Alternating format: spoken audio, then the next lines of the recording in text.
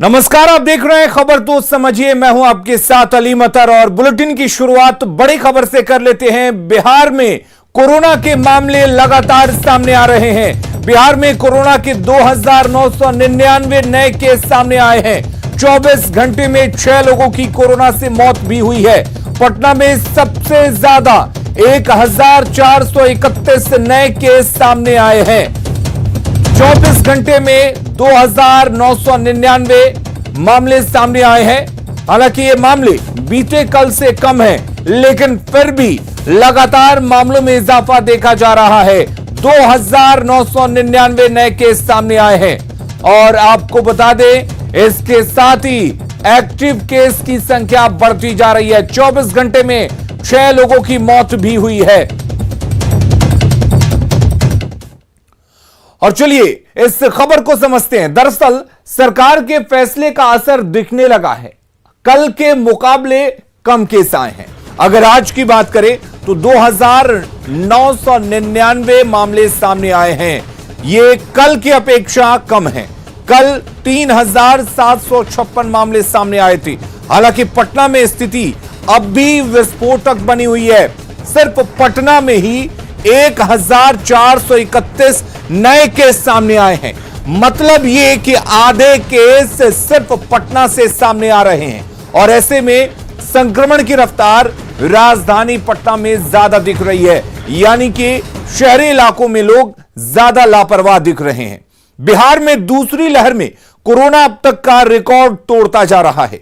आज पिछले 24 घंटे में 2999 नए केस सामने आए। नई गाइडलाइंस के मुताबिक 7 बजे के बाद दुकानों को बंद करने का निर्देश दिया गया है, जिसका असर राजधानी पटना में साफ साफ दिख रहा है। ज्यादातर दुकानें बंद दिखी। सड़कों पर लोग भी कम ही नजर आए। शाम 7 बजे के बाद पटना की सड़कों का जायजा लिया संवाददाता अमित कुमार ने। राज्य सरकार ने आज से 3 दिन पहले एक आदेश जारी किया। कोविड के बढ़ते संक्रमण को देखते हुए सरकार ने आदेश जारी किया कि 7 बजे के बाद सभी दुकानें जो हैं वो बंद हो जाएंगी। रेस्टोरेंट, मेडिकल स्टोर्स समेत कुछ जो दुकानें हैं वो सिर्फ खुली रहेंगी और उसका अक्षरशः अनुपालन जो है वो पटना में होता दिख रहा है। जो दुकानदार हैं वो जैसे ही घड़ी की सुई 7 बजे को छूती है, तमाम दुकानें जो है वो बंद कर दी जाती है। जब दुकानों का शटर जो है वो गिरना शुरू होता है और उसके बाद सड़क पे कह सकते हैं कि सिर्फ जो लोग हैं जिन्हें ज़रूरत है, ज़रूरत के सामानों को लेकर के मेडिकल स्टोर्स पे जाने की, वही जो है सड़क पे चहलकदमी करते नज़र आते हैं। वाहनों के माध्यम से कहीं आते जाते नज़र आते हैं तो दिखा रहे हैं। ये देखिए, ये पटना का मुख्य चौराहा है, डाकबंगला चौराहा, और यहाँ पे जो है शाम 7 बजे के बाद से जो है वो भीड़ रहती है। लेकिन अब जो है यहाँ पे सन्नाटे सा जो है नज़ारा है। कहे तो एक कर्फ्यू तस्वीर जो है वो देखने को मिलती है। जब कर्फ्यू में ढिलाई होती है तो जिस तरह से कुछ ही गाड़ियाँ जो है वो सड़क पे नज़र आती है, उसी तरीके से जो है यहाँ पे कुछ गाड़ियाँ ही सड़क पे नज़र आ रही है। पुलिसकर्मी जो हैं वो ड्यूटी में जो है मुस्तैद नज़र आ रहे हैं और कहीं न कहीं जो सरकार का आदेश है, जो सरकार ने कोरोना के बढ़ते संक्रमण को देखते हुए जो निर्देश जारी किया है, जो MSP जारी किया है, उसका यहाँ पे जो है अनुपालन SOP का होता नजर आ रहा है। अमित कुमार, न्यूज़ 18 पटना। तो अब ये जानना जरूरी है कि आखिर सरकार ने ऐसा कदम उठाया क्यों। दरअसल कोरोना की दूसरी लहर बहुत ही तेज है। कोरोना को रोकने के लिए सरकार ने एहतियातन ये कदम उठाए हैं। दुकानों को 7 बजे के बाद बंद करने का निर्देश लिया गया है और लोग गाइडलाइंस का पालन कर भी रहे हैं, क्योंकि तस्वीरें ये साफ बता रही हैं। गाइडलाइंस का असर भी दिखने लगा है। आज बिहार में रोज से कम केस आए हैं। 24 घंटे में 2999 केस सामने आए हैं, जबकि कल की अगर बात करें तो 24 घंटे में 3756 नए केस मिले थे। ऐसे में यह जरूर कहा जाए कि असर दिख रहा है और शायद यही वजह है कि केसेस भी अब कम आने लगे हैं। और इधर बिहार में बढ़ते कोरोना संक्रमण पर काबू पाने के लिए सरकार ने कई निर्देश जारी किए हैं, जिसका रेस्टोरेंट संचालक पालन भी कर रहे हैं। पटना में फिलहाल 50% ग्राहकों को ही रेस्टोरेंट में एंट्री दी जा रही है। पटना के एक ऐसे ही रेस्टोरेंट का जायजा लिया संवाददाता अमित कुमार ने।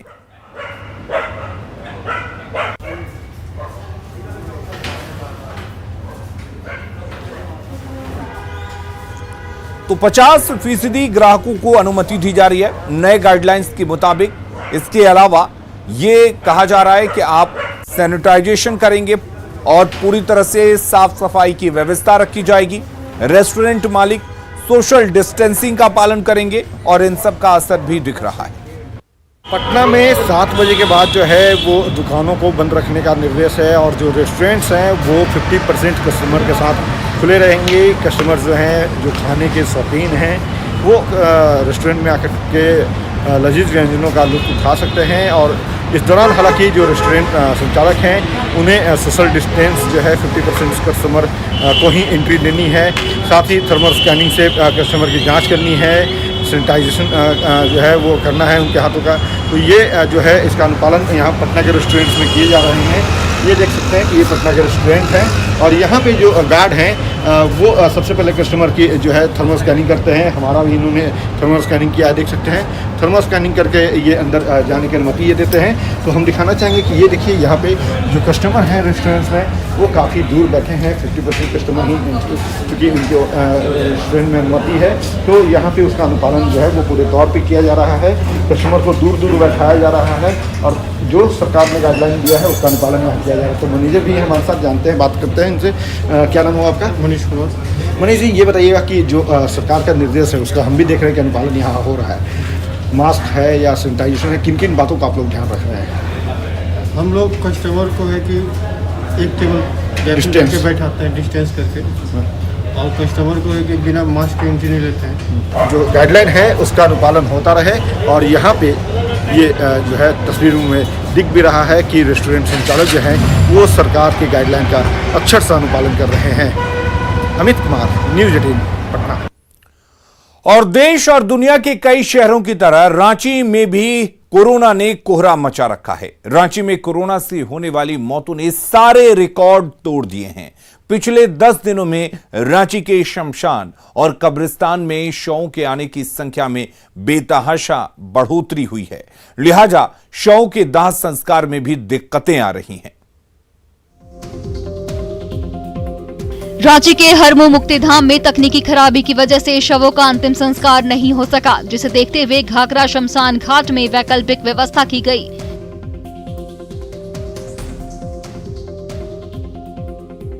देर रात लगभग 14 शवों को जलाया गया, जो सभी कोविड-19 मरीज ही थे। रांची और नामकुम के बीच घाघरा नदी के किनारे शमशान घाट पर अभी भी लाशें जल रही हैं। लाश को जलाने के लिए लकड़ी की व्यवस्था नगर निगम की ओर से की गई है। वहाँ मशीन खराब हो जाने की वजह से यहाँ पर वैकल्पिक व्यवस्था की गई है। ऐसे तो वहाँ धीरे धीरे हमारा जो जलता है इलेक्ट्रिक या जो गैस का है मशीन के द्वारा जलता है, और कुछ लोग अपने से भी स्वतः उसका निस्तारण करते हैं। बाकी यहाँ हम लोग तो रात में तैयारी करके सारे कोविड पेशेंट का जो भी डेड बॉडी था उसका यहाँ हम लोग काम करवाए हैं। और इस तरह के हालात क्यों बने हैं, इस तरह की तस्वीरें क्यों आ रही हैं, यह समझने की जरूरत है। दरअसल झारखंड में कोरोना संक्रमण का केंद्र राजधानी रांची बन चुका है। कुल संक्रमितों की आधे से ज्यादा केसेस रांची से सामने आ रहे हैं। 4 दिन पहले रांची में मरीजों का आंकड़ा 562 था, जो 4 दिनों बाद यानी कि 11 अप्रैल को बढ़कर 1076 हो चुका है, यानी कि 2 गुना हो चुका है। मतलब यह कि 4 दिनों में संक्रमण की रफ्तार 2 गुनी रफ्तार से बढ़ती जा रही है, और मतलब कोरोना की रफ्तार काफी तेज हो चुकी है, और यह लोगों को समझना होगा।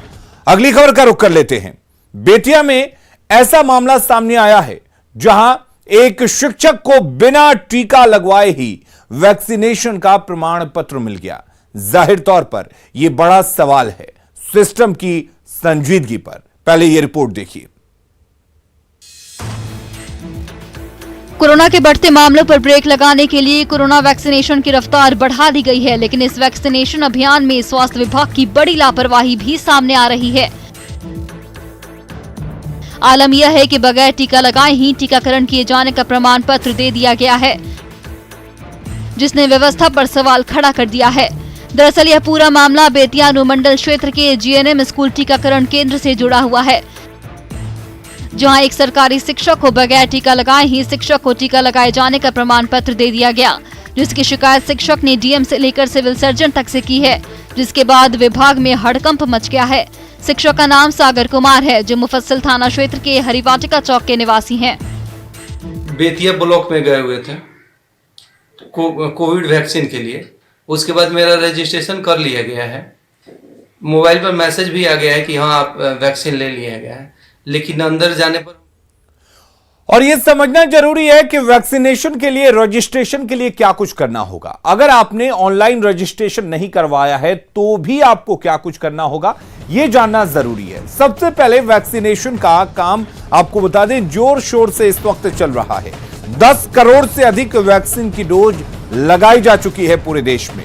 टीकाकरण के लिए ऑनलाइन रजिस्ट्रेशन जरूरी है। आप बिना ऑनलाइन रजिस्ट्रेशन के भी कोविड-19 का टीका लगवा सकते हैं और इसके लिए सरकार ने खास व्यवस्था भी शुरू की है। अगर कोई पोर्टल पर अपना रजिस्ट्रेशन नहीं करवाता है तो वो अपने कोविड वैक्सीनेशन सेंटर पर जाकर शाम 3 बजे के बाद अपना रजिस्ट्रेशन करवाकर टीका लगवा सकता है। रजिस्ट्रेशन के लिए आपको अपने पहचान पत्र जैसे आधार कार्ड या वोटर कार्ड के साथ जाना होगा, यानी कि वैक्सीनेशन सेंटर पर पहुंचना होगा। इसके अलावा पासपोर्ट, राशन कार्ड या फिर बैंक की पासबुक को भी पहचान पत्र के तौर पर आप पेश कर सकते हैं और अपना रजिस्ट्रेशन करवा सकते हैं। बढ़ेंगे आगे। ममता सरकार पर पीएम मोदी ने आज एक बड़ा हमला बोला। पीएम ने शहीद अश्वनी कुमार को लेकर ममता सरकार पर करारा प्रहार किया। पीएम ने कहा क्या कुछ, आप भी सुनिए। आप किसी मां के सम्मान की बात, दीदी किस मां के सम्मान की बात करती थी? साथियों, आपने देखा पढ़ा होगा कि बिहार के पूर्णिया जिले के गांव में कल एक मां और एक बेटे की चिता साथ में जलाई गई। बहुत हृदय विदारक दृश्य था। मां की मृत्यु अपने बेटे की हत्या के सदमे से हुई थी। कौन था वीर जवान? वो वीर जवान 2 दिन पहले अपने कर्तव्य का पालन करने बंगाल की धरती पर आया था, लेकिन यहां बंगाल में पीट पीट कर उस पुलिस अफसर की हत्या कर दी गई। मां ने जब अपने वीर जवान बेटे का शव देखा तो मां ने भी दम तोड़ दिया। क्या उस पुलिस अफसर की मां, दीदी, क्या वो आपके लिए मां नहीं थी? तो आखिर पीएम मोदी ने ममता सरकार पर निर्ममता का आरोप क्यों लगाया, यह समझने की जरूरत है। दरअसल पश्चिम बंगाल ऐसा राज्य है जहां सभी चरण में हिंसा देखने को मिली है और इतिहास भी ये बताता है कि चुनाव के वक्त हर पार्टी ने राजनीतिक हिंसा को एक हथियार के रूप में ही इस्तेमाल किया। पश्चिम बंगाल में राजनीतिक हिंसा 1960 के दशक से ही चुनावी हथियार बन चुकी है। टीएमसी पर भी हिंसा के आरोप लगातार लगते रहे हैं। बीजेपी के मुताबिक बंगाल में अब तक 130 कार्यकर्ताओं की हत्या हो चुकी है। 2 दिन पहले कूच बिहार में 4 लोगों की मौत हुई थी। 3 दिन पहले बंगाल में किशनगंज के थाना प्रभारी की हत्या कर दी जाती है। भीड़ ने अश्वनी कुमार को मार डाला था। कुल मिलाकर बंगाल में लॉ एंड ऑर्डर पर लगातार सवाल उठते रहे हैं। पीएम मोदी ने अश्वनी कुमार को लेकर ममता सरकार पर कड़ा प्रहार किया है। आगे कुछ और भी खबरें दिखाएंगे और उनके मायनों को भी समझाएंगे। बने रहिए हमारे साथ। 15 जिस बेटे को एक मां ने सालों सालों अपनी ममता की आंचल में पाल पोसा और बड़ा किया, वो बेटा एक दिन चिर निद्रा में सो गया, कुर्बान हो गया अपने कर्तव्य के पालन करते करते। लेकिन मां का दिल तो मां का दिल होता है। उसने भी साथ जाने की ठान ली और एक साथ एक घर से 2-2 अर्थियां उठ गईं। लेकिन शहीद की बेटी के सवाल सिस्टम का सीना छलनी करने वाले हैं। रहने को सदा दहर में आता नहीं कोई, तुम जैसे गए ऐसे भी जाता नहीं कोई। रविवार को एक परिवार से दो अर्थियां उठी, एक मां और एक बेटे की। फर्ज की खातिर बेटे ने जान गंवा दी तो एक मां अपने कलेजे के टुकड़े को खुद से अलग होने का सदमा बर्दाश्त नहीं कर सकी। एक साथ इस परिवार का आंगन सूना हो गया। बच गए तो हजारों सवाल जो एक बेटी अब व्यवस्था से पूछ रही है।